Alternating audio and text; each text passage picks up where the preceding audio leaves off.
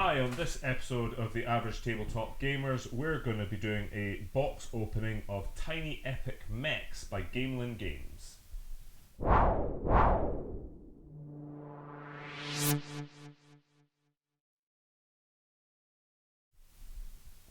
Hi there, I'm Ian. And I'm Gary.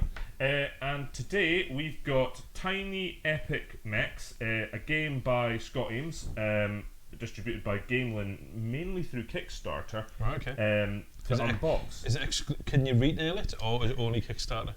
I'm honestly not. No, actually, I do know it is retail because I've seen it in some of our local game shops. I know nothing about this at all. So this is a series of games that I have been subscribing to and getting since I started getting on Kickstarter. Right, okay. It's their 10th box. Right, okay. 7th game, so they've done 3 expansions for 3 of their games, and they're all tiny games, so they all fit in a real small box.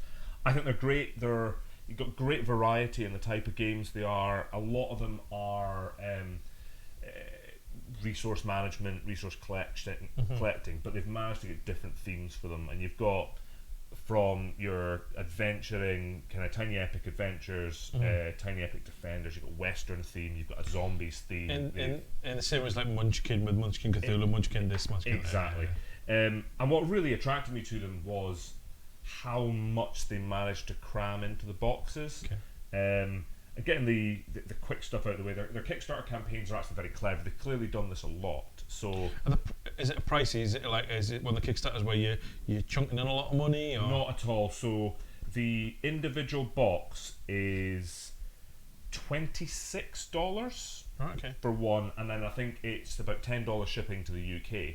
But and they only really usually have 3 pledge levels, so you can get 1 box for $26, 2 boxes for $46, so you get a bit of a reduction if you buy 2, or 10 for I think 200 was that, so you get a big reduction if you buy a lot of boxes. So with if your gaming mates. clubs are good in it, and your mates, gaming clubs, okay. And they're quite clever with what they do for stretch goals and stuff. So they keep it quite limited, and it's usually rather than a basic counter, you'll get a shaped counter, or they'll upgrade the material, or they'll upgrade the box, or upgrade the card stock. So you really know what you're getting. Because with a box that size, you're not going to get tons jammed in there anyway. Well, you'd be surprised. So let's actually dive in, and you'll see the box is pretty much jammed to the gunnels. Well, I'll tell you what, I'll put the box cover on there in the close up there, just so if people are interested in picking up the game and want to know where to go for, there you go. So it's got the Gamelyn Games on there, so if you do some googling for that, use your Google foo, and see if you can get hold of yourself a copy. Okay. And they're just taking some of the immediate stuff off the top. That's just some of the expansion bits and pieces and a little rule book. So it's your standard meeples then?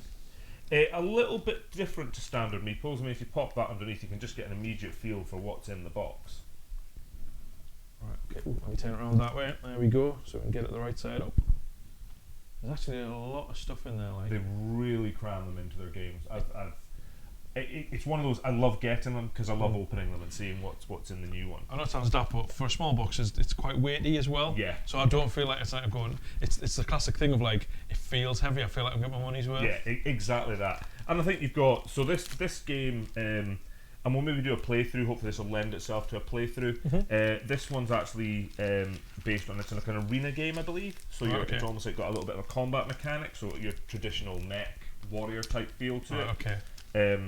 And those are your kind of equipment and ultimately your arena tiles. So there's a lot of replayability. So you can lay out your different arena. You've got some what look like pilots. So this was some of the stretch targets. So that's some additional pilots with it. Extra as well. So let's put them under there because there's some artwork on that nice for people to have a look at. So there's a ghost there who's a cyborg. You can use a basic weapon and an advanced weapon. So there's intricacies and layers to the game. Yeah. And you mentioned meeples there. So in a lot of their earlier games, they did go for the good traditional wooden meeple, and sometimes different shapes to them, sometimes different tokens and things with them. And I think 2 games ago, Tiny Epic Quest, they came out with their item meeples, which were a plastic meeple, but I'll try and find one in here, looking at it. So they're plastic meeples, but if you notice, they've got holes where you can attach items, and there is a bag full of weapons and armour that can go with your meeple. There you go. Hopefully you're getting a good shot of those. So you can see all the weapons there. It's like, you look like Gatling guns, pistols, shotguns, but very futuristic. Yeah.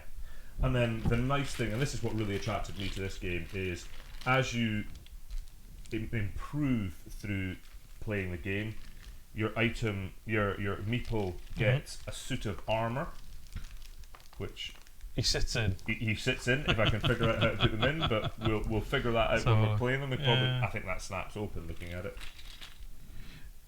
Oh, it does. So for all you Kinder fans out there. Oh, really? Wow. And you can have a meeple in a suit of armour. It's great, isn't it? Yeah, to the big kid in me, I'm kind of like immediately going, yeah, this is great. And then ultimately, when you get to the top level, you've actually got a mech to put your meeple in. Crikey. So, there's layers to the game, there's different things you can do with it. Yeah, and I've not really had a chance to look through the rules in any great detail, but I think the feel for it is you start off as a meeple, you run around, you big build points, you get into your armour, you get stronger, you run around, build points. Ultimately, there's one mech in the game. If you're the first meeple to get in the mech, then there's weapons in there that will be the mech weapons. So it's a traditional mech themed game, but for meeples. Right. Okay. And that's genuinely, so you've got, I mean, you can just, I mentioned the tokens, you can just see there's a bag full of really interesting, different shaped tokens there, symbols on them. They've gone for the immediate, what's the token I'm looking for? It's this shape, it's this colour, there's something unique to them, which is really, really good. More cards, so that's your mech cards, more guide cards and stuff on how to play the game. Okay. So, you've played the games before? I have, yeah. What's playability like? I really, really enjoy them. They're really simple. They're badged as quick games, so you can get through a game once you know the rules. You got the usual get to know it. Yeah. But they're fair. I mean, you've seen the size of the rulebook. It's a fairly thin rulebook, and about the back 3 or 4 pages of that'll be alternative ways to play. So if you're playing on your own, this is how you play. If you've got multiple people, this is how you play. Here's some other thoughts and like other types of game you can play with it. So they're really quite good. But 35-40 minutes you'll have played a game. It's small enough that you can chuck it in a backpack, so I'll sometimes take one of these on holiday with me. Because they don't take up much space because they are tiny and epic. Does it take much space to play? You'd be surprised how much more. You can play it on a standard coffee table. But for the size of the box, they've been quite clever in how they put boards together. So you can essentially, like one of the games, Tiny Epic Quests, you build your realm by laying out a load of different cards. So the replayability is quite high. So you've got a load of different options, and they make use of all their space. So if you look at the bottom of the box, that's the inside cover of the box. You've just got some frequently asked questions. They do that's quite make clever. the most of the space they've got. Wow. And as I mentioned, this is their 10th box. So they've got it off pat by now. They know what they're doing. They're very good at their Kickstarters. As in, from the moment I've pledged to the moment I get my box. Now, don't quiz me on how much time it is, but it's not one of those where you're questioning how long is it going to be. You've got I know it'll be about this long because they know exactly how long it takes them to produce their games. They know they're going to get enough to do it. They know they've got a loyal backing. So I think they're great, and then there's one more coming. There's and I checked it before we actually did this. There's Tiny Epic, and what they've done, and the name will come to me. I'm going to fill until the end. What they've actually done is they've gone for some 3D terrain and a 3D level. So they've used the box, and they've actually put designs on the box. So you could have the box becomes a hill.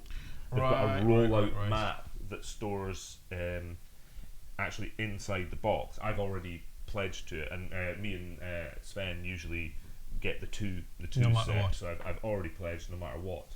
And they're just one of those games where it's affordable, it's fun, it takes up very little space on the shelf. I mean, 10 of them takes up quite a bit of space, but less than 10 other games. And I'm just really sold on it. I'm really looking forward to playing this one, and I think it'll lend itself to a proper playthrough. Okay, so recommend? I'd absolutely recommend it. I think every one of their games. I've played.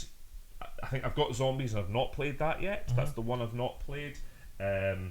Tactics, Tiny Epic Tactics is the new one. I've been well remembered. Going through everything in my head there.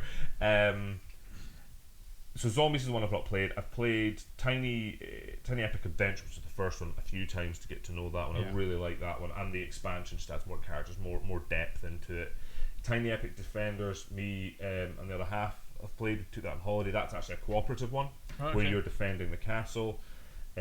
Tiny Epic West has got a really nice mechanic where you are actually playing with poker cards as well, and they start playing into the way the game plays. I'm really enthusiastic about them. I think they're great. I think that they're one to check out and add to your shelves. So, if you want to go and check this out, have a look for Gamelyn Games, as I showed you in the close-ups. If anyone from Gamelyn Games or Mr. Ibbers himself wants to comment on what he thinks of our little review of his product, by all means, we'd love to hear your comments too.